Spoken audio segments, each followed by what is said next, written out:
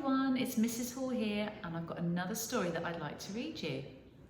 Now, I don't know about you, but during lockdown, sometimes it's been a little bit tricky to find somewhere where you can have a little bit of peace and quiet, and we all need that sometimes, don't we?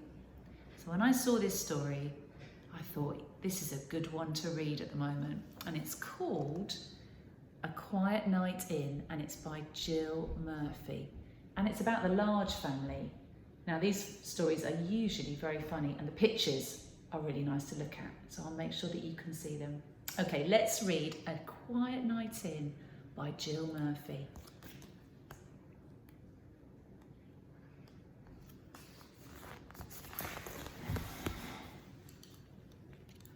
I want you all in bed early tonight, said Mrs. Large. It's Daddy's birthday and we're going to have a quiet night in. Can we be there too? Asked Laura. No, said Mrs. Large. It wouldn't be quiet with you lot all charging about like a herd of elephants. But we are a herd of elephants, said Lester. Smarty pants, said Mrs. Large. Come on now, coats on, it's time for school. So in this family, we've got 1, 2, 3, 4 little elephants. So I imagine that when they are all running around the house, it's very noisy. That evening, Mrs. Large had the children bathed and in their pyjamas before they'd even had their tea.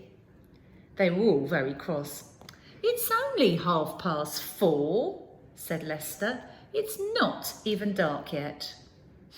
It soon will be, said Mrs. Large grimly. And if you look at their faces, they certainly look very annoyed and grumpy that they're being put to bed so early. After tea, the children set about making place cards and decorations for the dinner table. Then they all tidied up, and then Mrs. Large tidied up again. Maybe the children weren't as good as tidying up as I know all of you are. You certainly are at school. Mr. Large arrived home looking very tired. Oh, we're all going to bed, said Lester. So you can be quiet, said Laura. Without us, said Luke. Shh, said the baby. Happy birthday, said Mrs. Large. Come and see the table. Mr. Large sank heavily into the sofa. Oh, it's lovely, dear, he said. But do you think we could have our dinner on trays in front of the TV? I'm feeling a bit tired. You must have had a busy day at work. Just like your grown-ups do as well. Of course, said Mrs. Large. It's your birthday. You can have whatever you want. We'll help, said Luke. The children ran to the kitchen and bought 2 trays. I'll set them, said Mrs. Large. We don't want everything ending up on the floor.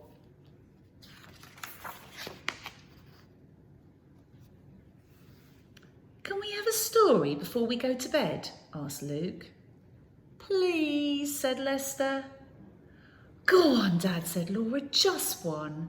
Story, said the baby. Oh, all right, said Mr. Large, just one then. Lester chose a book, and they all cuddled up on the sofa. Mr. Large opened the book and began to read. One day, Binky Bus drove out of the big garage. Hello, he called to his friend Mickey Milkfloat. I don't like that one, said Laura. It's a boy's story. Well, I don't think she's right that it's a boy's story, do you? I don't agree with her then.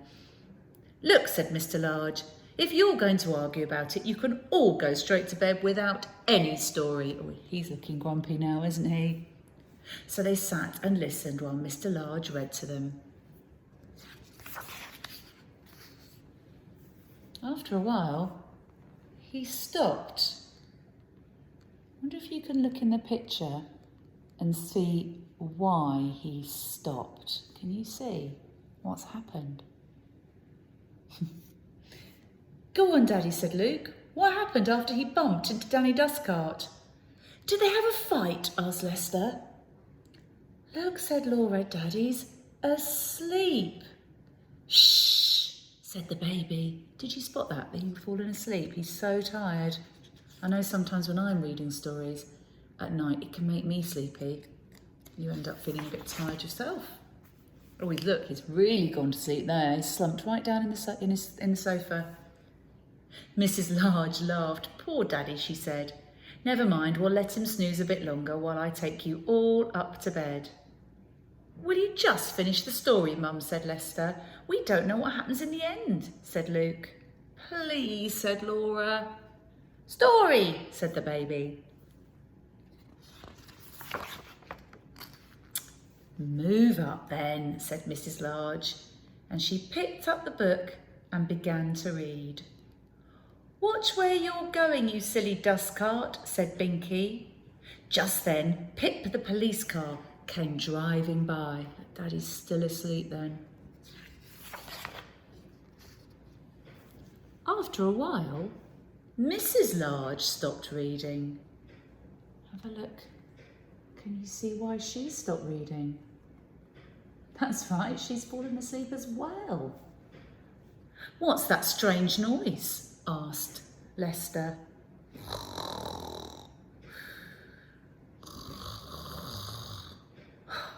It's Mummy snoring, said Luke, and Daddy's snoring too. They must be very tired, said Laura kindly. Shh, said the baby. The children crept from the sofa and they fetched a blanket and they covered Mr. and Mrs. Large and tucked them in. That was kind of them, wasn't it? We'd better put ourselves to bed, said Lester. Come on. Shall we take the food up with us, said Luke. It is on trays. It's a pity to waste it, said Laura. I'm sure they wouldn't mind. Anyway, they wanted to have a quiet night in. Shh, said the baby.